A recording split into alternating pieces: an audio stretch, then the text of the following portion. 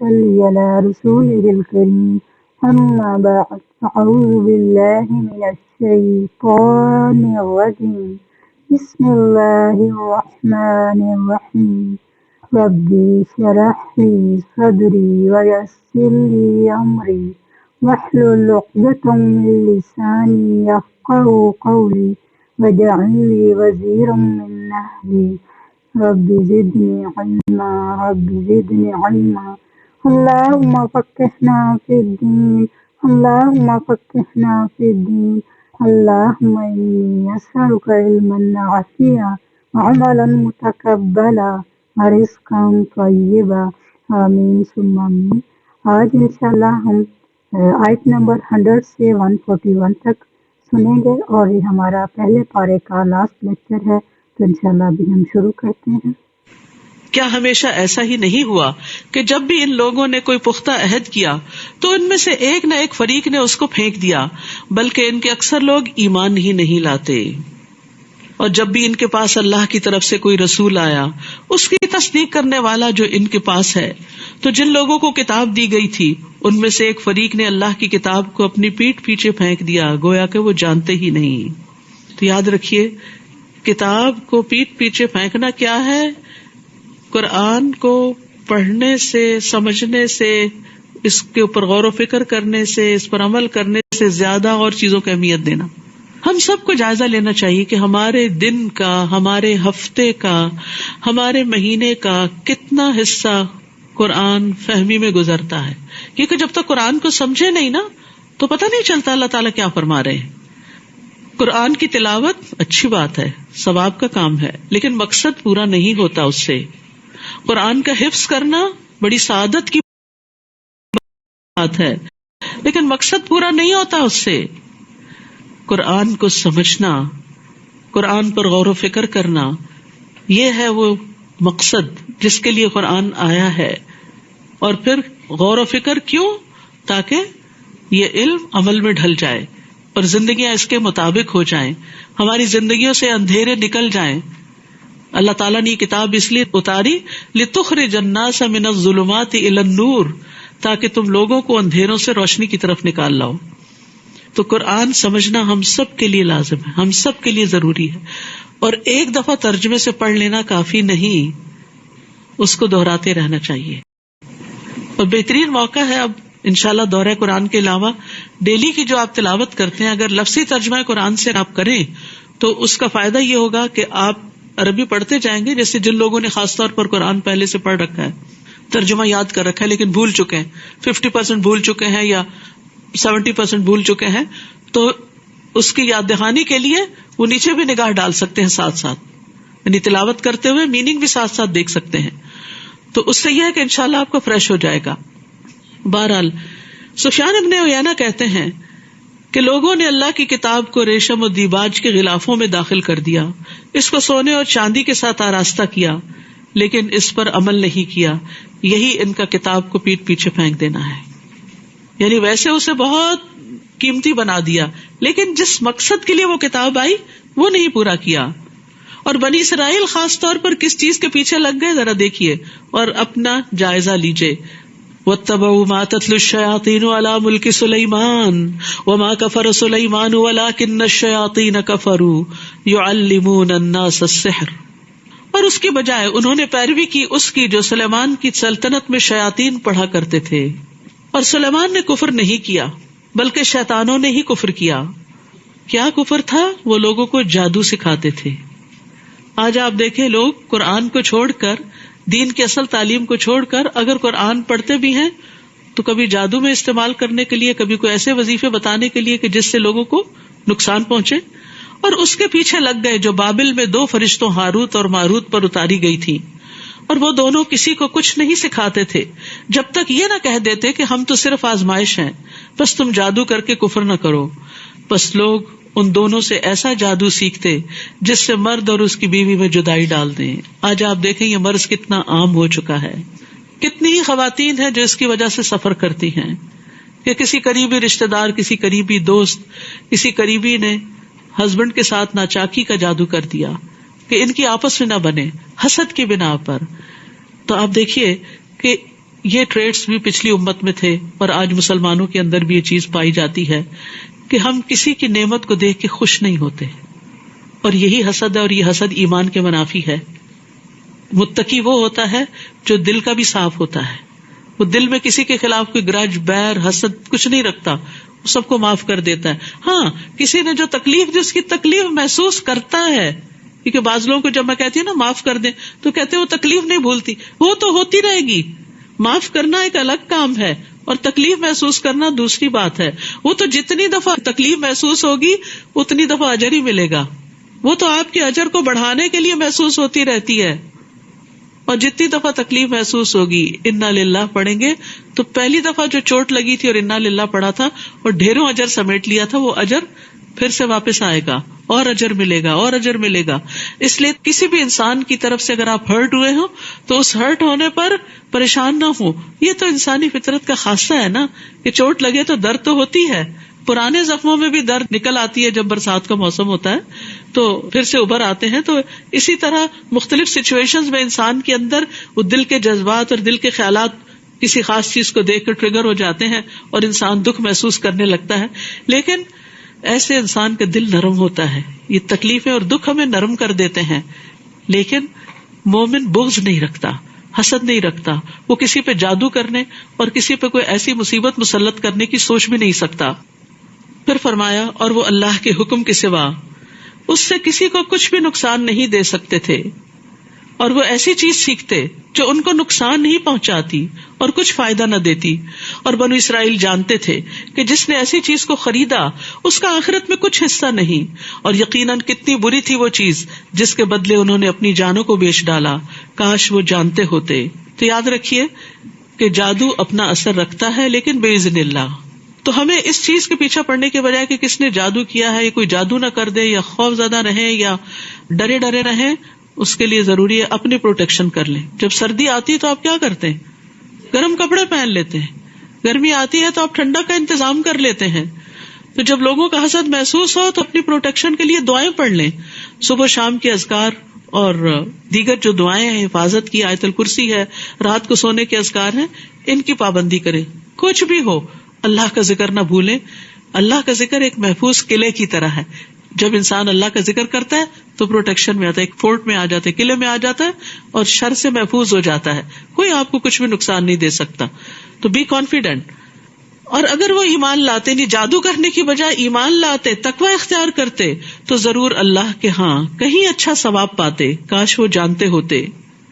یا ایھا الذین آمنوا، اے لوگو جو ایمان لائے ہو، راعنا نہ کہو اور انظرنا کہا کرو اور غور سے سنا کرو، اور انکار کرنے والوں کے لیے دردناک عذاب ہے. صحابہ کرام کو مجلس کے کچھ آداب سکھائے جا رہے ہیں کہ مجلس میں بیٹھے ہوئے نبی صلی اللہ علیہ وسلم سے جب دوبارہ بات پوچھنی ہو تو رائنا نہ کہو بلکہ لفظ بدل دو اور انظرنا کا لفظ استعمال کرو، کیونکہ یہ لفظ جو تھا مس یوز ہونے لگ گیا تھا. یہود آپ کی مجلسوں میں رائنا کو رائینا کہہ کے پکارتے، ہمارا چرواہا، نعوذ باللہ، یعنی مذاق اڑاتے تھے آپ کا. اپنے اندر کا چھپا ہوا حسد جو تھا وہ بیان کرتے تھے. تو اللہ تعالیٰ نے بجائے اس کے کہ تم اس سے لڑو جھگڑو، اپنے الفاظ تبدیل کر لو. بہت دفعہ ایسا ہوتا ہے نا کہ لوگ آپ کو کسی چیز پہ ٹیز کرنے لگتے ہیں یا آپ کو حقیر سمجھتے ہیں یا برا بھلا کہتے ہیں، تو ایسے میں آپ کو وہ رستہ بدل لینا چاہیے، ان لوگوں کے ساتھ انٹریکشن کم کر لینا چاہیے بجائے اس کے کہ آپ روز لڑائی کریں ان سے. پھر فرمایا اہل کتاب اور مشرکین میں سے جن لوگوں نے انکار کیا وہ نہیں چاہتے کہ تم پر تمہارے رب کی طرف سے کوئی خیر نازل کی جائے، حالانکہ اللہ جس کو چاہتا ہے اپنی رحمت کے ساتھ خاص کر لیتا ہے، اور اللہ بہت بڑے فضل والا ہے. ہم جس آیت کو منسوخ کر دیتے ہیں یا اسے بھلوا دیتے ہیں تو ہم اس سے بہتر یا اس جیسی اور لے آتے ہیں. کیا آپ نہیں جانتے کہ بے شک اللہ ہر چیز پر خوب قادر ہے؟ کیا آپ نہیں جانتے کہ بے شک اللہ اسی کے لیے ہے آسمانوں اور زمین کی بادشاہت، اور تمہارے لیے اللہ کے سوا نہ کوئی دوست ہے اور نہ کوئی مددگار. اے اہل ایمان، کیا تم یہ چاہتے ہو کہ اپنے رسول سے اس طرح کے سوال کرو جس طرح کے سوال اس سے پہلے موسیٰ سے کیے گئے؟ اور جو ایمان کو کفر سے بدل ڈالے تو وہ یقیناً سیدھے رستے سے بھٹک گیا. اس سے یہ پتہ چلتا ہے کہ بعض سوالات انسان کو کفر تک بھی پہنچا سکتے ہیں. اہل کتاب میں سے بہت سے لوگ اپنے نفسوں کے حسد کی وجہ سے یہ چاہتے ہیں کہ کاش تمہارے ایمان لانے کے بعد وہ تمہیں کافر بنا دیں. بعد اس کے کہ ان پہ حق ظاہر ہو چکا ہے تو تم معاف کر دو اور درگزر کرو یہاں تک کہ اللہ اپنا حکم لے آئے. بے شک اللہ ہر چیز پر پوری طرح قدرت رکھنے والا ہے. اور نماز قائم کرو اور زکوٰۃ ادا کرو اور جو خیر بھی تم اپنے نفسوں کے لیے آگے بھیجو گے اللہ کے ہاں پالو گے. سبحان اللہ. یعنی بعض اوقات ہم نماز پڑھ لیتے زکوٰۃ دے دیتے اس کے بعد سمجھتے ہیں کہ کیا ہوا, فرض ادا ہو گیا, بس اب ہم دنیا کے لیے آزاد ہیں, دنیا میں مشغول ہیں, خوب انجوائے کر رہے ہیں, نماز کا وقت ہوا جلدی سے جا کے 4 ٹکرے مار کے واپس پھر دنیا کو انجوائے کرنا شروع کر دیا اور بھول گئے کہ نیکی کے اور بھی بہت سے کام ہیں. یہاں پر کیا بتایا جا رہا ہے, وَأَقِيمُوا الصَّلَاةَ وَآتُوا الزَّكَاةَ, اور اس کے بعد چھوٹی نیکی بڑی نیکی جو بھی خیر کا کام کرو گے اور اس میں پھر وہ یاد کر لیجئے ظاہری باطنی اقوال افعال جو بھی کچھ کرو گے اسے اللہ کے یہاں پالو گے, وہ تمہارے اعمال نامے میں تمہارے سامنے آ جائے گا تک ایک ڈاٹ بھی وہ نظر آئے گا تمہیں. تو اس لیے مومن نیکیوں کا حریص ہوتا ہے, نیکیوں کی طرف دوڑتا ہے. فاستبقوا الخیرات, وہ اس لیے نہیں پیچھے رہتا کہ لوگ تو کوئی نیکی کرتے نہیں تو میں کیوں کروں, نہیں, مجھے اپنے لیے کرنا ہے. وہ اچھی مثالوں کو اپنے سامنے رکھتا ہے, وہ نیکی میں اپنے سے آگے والوں کو فالو کرتا ہے, پیچھے والوں کو نہیں. پیچھے والوں کو فالو کرنے والا کہاں رہ جاتا ہے, پیچھے رہ جاتا ہے. اور جو آگے جا رہے ہیں والسابقون السابقون اولئک المقربون, وہاں تک جانا ہے. بے شک اللہ خوب دیکھنے والا ہے جو بھی تم عمل کرتے ہو. اور انہوں نے کہا ہرگز جنت میں داخل نہ ہوگا مگر وہ جو یہودی ہو یا نصرانی, یہ ان کی آرزویں ہیں. کہہ دیجئے لاؤ اپنی دلیل اگر تم سچے ہو. وہ آپس میں بھی ایک دوسرے کو جہنمی قرار دیتے رہتے تھے اور خود کو جنت کا مالک سمجھتے. آج آپ دیکھیں مسلمانوں کے اندر بھی افسوس کے ساتھ ہی کہنا پڑتا ہے کہ مختلف فرقے بن چکے ہیں, کیونکہ یہ 2 نام بھی فرقہ وارانہ نام تھے اور صرف ہر کوئی اپنے فرقے والے کو جنتی سمجھتا ہے, اپنا جنتی بھائی, اور باقی سب جہنمی. تو اس طرح کے جنت جہنم کے فتوے نہیں لگانے چاہیے. یہ اللہ کو پتا ہے کہ کس کا مقام کیا ہے. ہمیں فکر اس بات کی کرنی چاہیے کہ اللہ تعالیٰ نے ہمارے لیے کیا حکم دیا ہے اپنی رضا کو پانے کے لیے. اور وہ یہاں بتا دیے کہ بلا کیوں نہیں, من اسلم وجہہ للہ وہو محسن فلہ اجرہ عند ربہ ولا خوف علیہم ولا ہم یحزنون. جس نے اللہ کے لیے اپنا چہرہ جھکا دیا, حکم سنا, سر تسلیم خم, اللہ لبیک اللہم لبیک, آپ نے حکم دیا میں کر کے ہی دم لوں گی, اور وہ محسن بھی ہو, نیکی کرتا چلا جائے تو اس کا اجر اس کے رب کے پاس ہے. ایسے لوگوں کو نہ کوئی خوف ہوگا نہ وہ غمگین ہوں گے. خوف اور غم 2 بڑی مصیبتیں, ان سے نجات کے لیے انسان کے اندر اخلاص اور احسان کی روش ہونی چاہیے. تو آیت نمبر 112 میں اخلاص اور احسان کا سبق دیا گیا ہے اور یہی اعمال کی قبولیت کا باعث ہے. اور یہود نے کہا کہ نصارہ کسی چیز پر نہیں, اور نصارہ نے کہا یہود کسی چیز پر نہیں, حالانکہ وہ کتاب پڑھتے ہیں. اور انہی کی طرح بات ان لوگوں نے بھی کہی جو علم نہیں رکھتے. پس قیامت کے دن اللہ ان کے درمیان اس معاملے میں فیصلہ کر دے گا جس میں وہ اختلاف کرتے. لوگ ایک دوسرے کو گمراہ قرار دیتے رہتے ہیں اور سمجھتے ہیں کہ وہ تو کسی نیکی خیر اور بھلائی کے کام پہ نہیں ہے اور ہم ہی سب کچھ کر رہے ہیں. تو بات یہ ہے کہ اللہ ہی اس کا فیصلہ کرے گا کہ حقیقت میں نیکی کے کام کون کر کے آیا ہے. تو اس لیے اللہ کی کتاب سے معلوم کریں اور اس کے مطابق زندگی بسر کرنے کی کوشش کریں, بنسبت اس کے کہ اپنی خواہشات پر مبنی باتیں کر کے دوسروں کو گمراہ قرار دیں.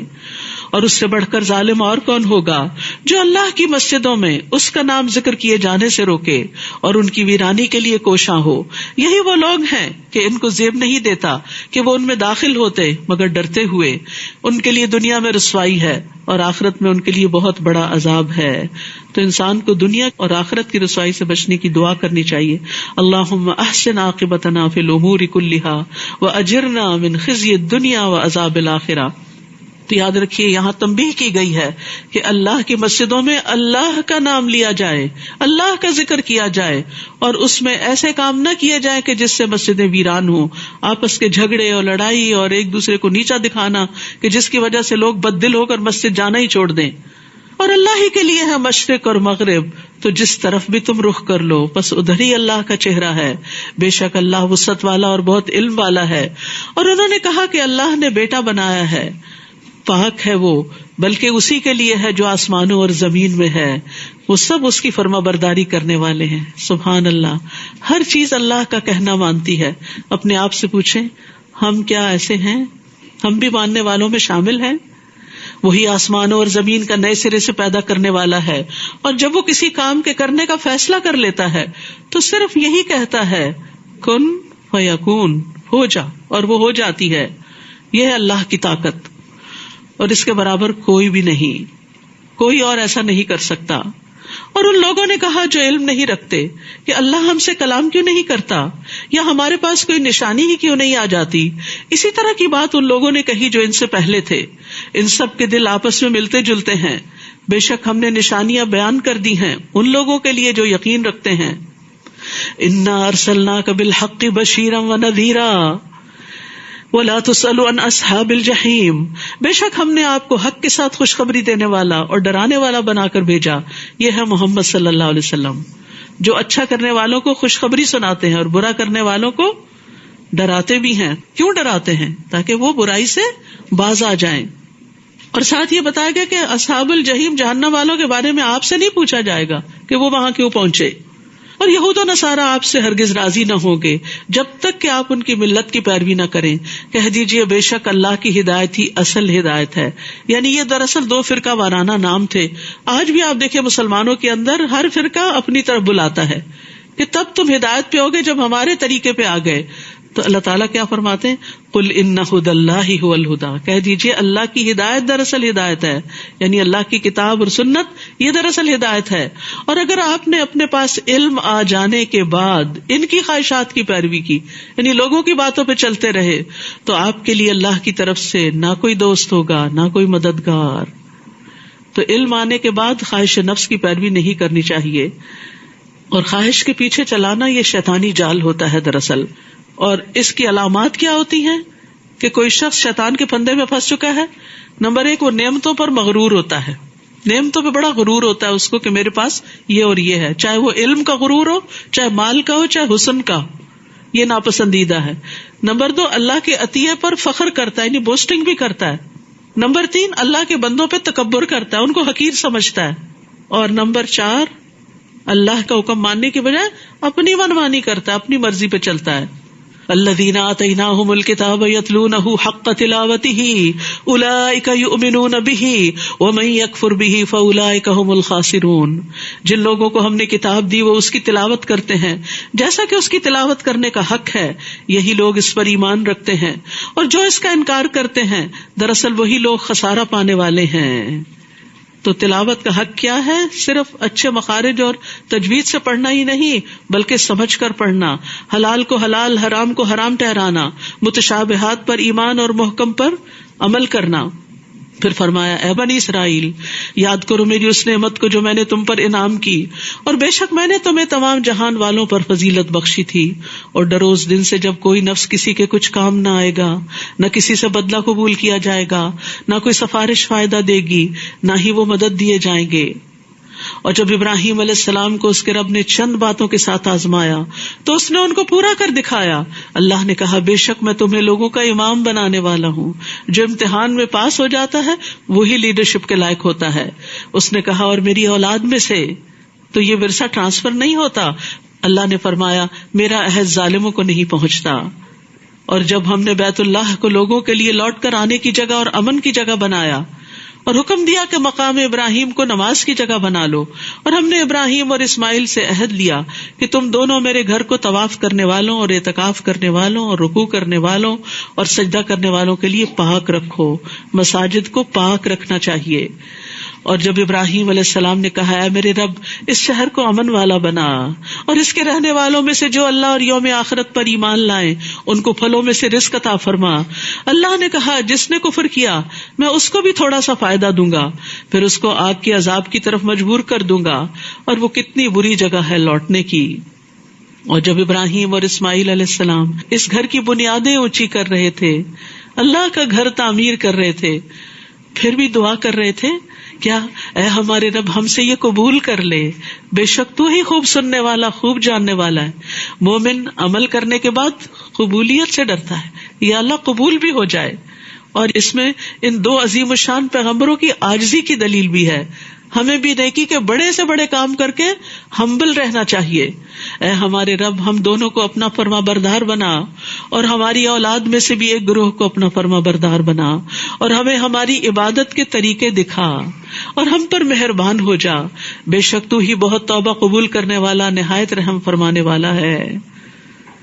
پھر آپ دیکھیے مزید دعائیں کہ اللہ یہ عمارت تو ہم بنا رہے ہیں, ہمیں بھی اطاعت کی توفیق دینا, کیونکہ بعض اوقات ہم بڑی بڑی مساجد تعمیر کر لیتے ہیں لیکن اس کے بعد کیا کرتے ہیں, وہاں ہارڈلی کبھی جاتے ہیں, یا وہاں تعلیم کا سلسلہ کم ہی کوئی شروع کرتے ہیں, وہ بیچاری سارا دن خالی پڑی رہتی ہیں, بے آباد پڑی رہتی ہیں.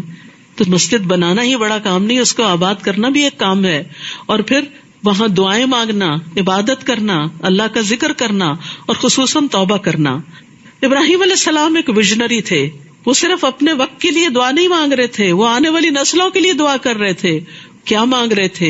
ربنا وابعث فیہم رسولا منہم یتلو علیہم آیاتک ویعلمہم الکتاب والحکمہ ویزکیہم انک انت العزیز الحکیم. اے ہمارے رب ان کے اندر انہی میں سے ایک رسول بھیج دے جو ان پر تیری آیات کی تلاوت کرے, انہیں کتاب اور حکمت کی تعلیم دے, ان کا تزکیہ کرے. بے شک تو ہی غالب بہت حکمت والا ہے. سبحان اللہ. اپنی نسل اور اپنی اولاد کی فکر میں کیا مانگا؟ ایک رسول مانگا جو آئے اور ان کو تعلیم دے, کتاب کی تلاوت کرے ان کے سامنے, ان کو کتاب کی تعلیم دے, انہیں حکمت سکھائے, ان کا تزکیہ کرے, اندر باہر سے ان کو صاف کرے. آپ اپنی اولاد کے لیے کیا دعائیں مانگتے ہیں؟ کیا ملے ان کو آپ کی زندگی میں اور آپ کے بعد؟ میں کہتے ہیں اللہ ہمیں اپنی زندگی میں ان کی بہاریں دکھا دینا, ان کی شادی ہو جائے, ان کا کاروبار اچھا ہو جائے, ان کی ڈگری اچھی ہو جائے, ان کو آگے اولاد سے نوازنا وغیرہ وغیرہ. اس سے آگے کہ ان کی دین کی تعلیم کا بھی کوئی انتظام ہو جائے, اور ان کی نسلوں کو بھی ایمان پہ قائم رکھنا. یہ پہلی دعائیں بری نہیں ہیں, نہ میں ان کا کوئی مذاق اڑا. یہ بھی مانگے ربنا آتنا فی الدنیا حسنۃ وفی الآخرۃ حسنۃ.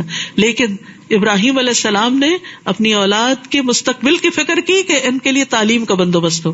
آج ہم کو بھی سوچنا چاہیے, کیا ہم نے اپنے بچوں کی دینی تعلیم کا انتظام کیا, اس کے لیے اتنا مال خرچ کیا, فکر مند ہوئے, محنت کی, تکلیف اٹھائی جتنا ہم نے ان کی دنیا کے لیے فکر کی؟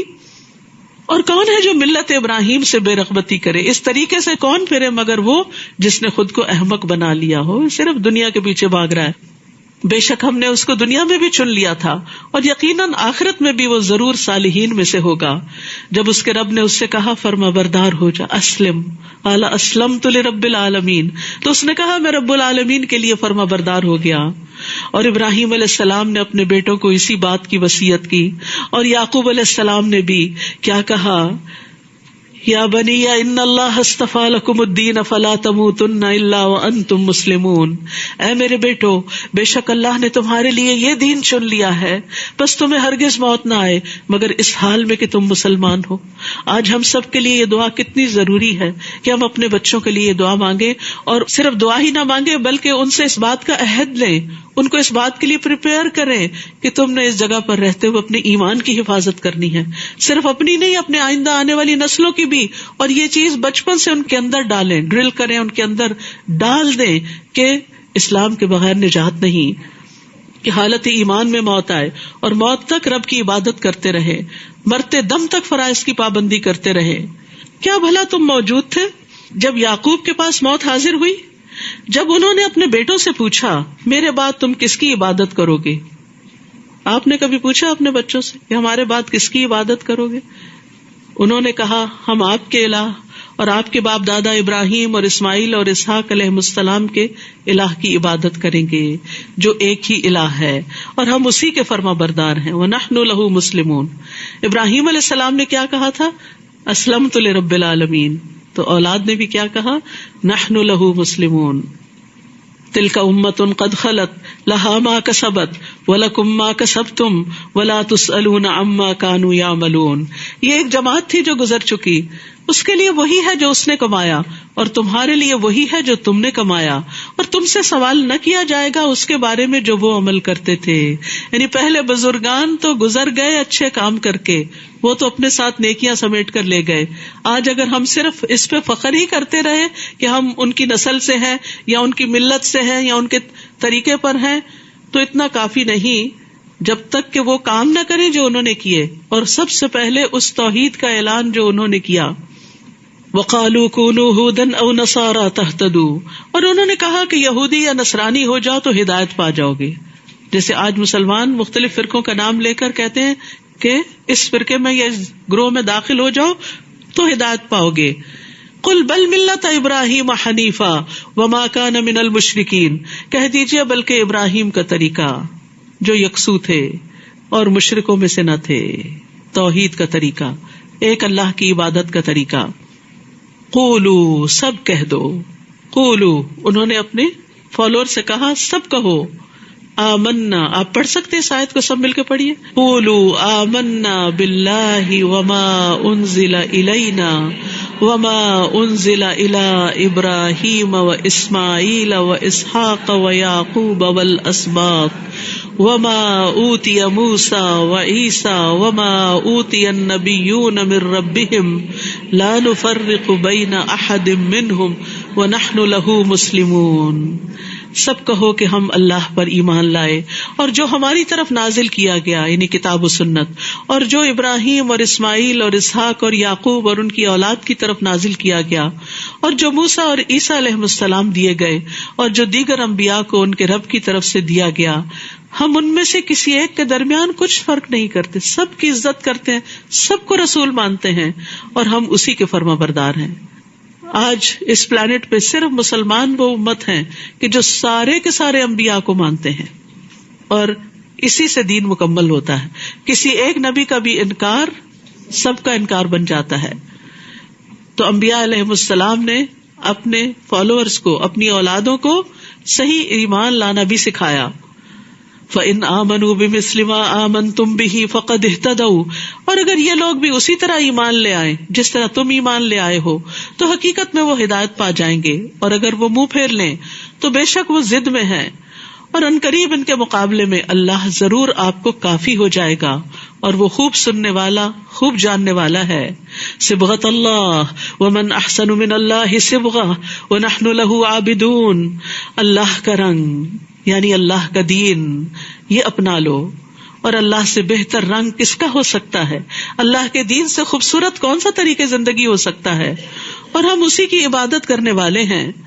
کہہ دیجئے کیا تم اللہ کے بارے میں ہم سے جھگڑتے ہو، حالانکہ وہی ہمارا اور تمہارا رب ہے، اور ہمارے لیے ہمارے اعمال اور تمہارے لیے تمہارے اعمال ہیں، اور ہم تو اسی کے لیے مخلص ہیں.